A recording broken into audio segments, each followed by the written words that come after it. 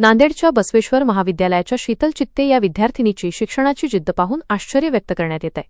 अवघ्या 10 दिवसांपूर्वी सिझेरियन पद्धतीने शीतलची प्रसूती झाली। तिने एका गोंडस मुलाला जन्म दिला। मात्र याच दरम्यान तिच्या 12वीच्या परीक्षा सुरू झाल्या। प्रसूतीमुळे शारीरिक यातना होत असतानाही ही ओली बाळंतीण बाळाला घेऊन परीक्षा केंद्रावर आली। तिची शिक्षणासाठीची ही धडपड पाहून परीक्षा केंद्रावरच्या कर्मचाऱ्यांची माणुसकी जागृत झाली। परीक्षा केंद्र असलेल्या पीपल्स कॉलेजवर तिच्यासाठी खास मातृस्नेह कक्षाची स्थापना करण्यात आली आहे। या कक्षात शीतल बाळाला भरवून पाळण्यात झोपी घालतीये। त्यानंतर ती आपली आरामात परीक्षा देऊ शकते। बाळाची ने-आण करण्यासाठी शीतलला बहिणींची मदत होतीये। आपलं मातृत्व शिक्षणाआड येऊ नये यासाठी शीतल जिद्दीने परीक्षा देतीये। हे नक्कीच कौतुकास्पद असेच आहे।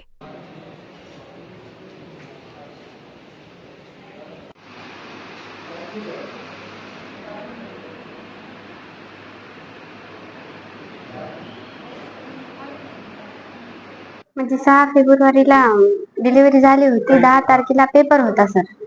मग शिक्षण मागे पाडायचं नव्हतं, त्याच्यासाठी निर्णय घेतला होता की अभ्यास केला होता पण पेपर द्यायचाच होता। मग घरच्यांनी पण आणि शाळेच्या सरांनी पण आणि हसबंडनं तर खूपच सपोर्ट केला सर। मातृस्नेह कक्ष हे असं माझ्यासाठी खोललं होतं सर।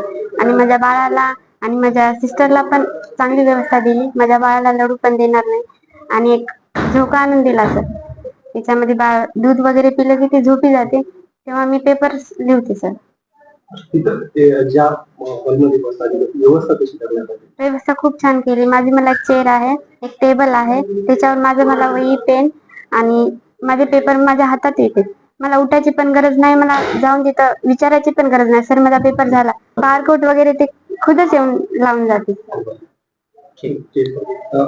पहिला पेपर झाला त्या दिवशी किती दिवसात सर 6 तारखेला डिलिव्हरी झाली माझी सर। 4-5 दिवसात होते सर बा।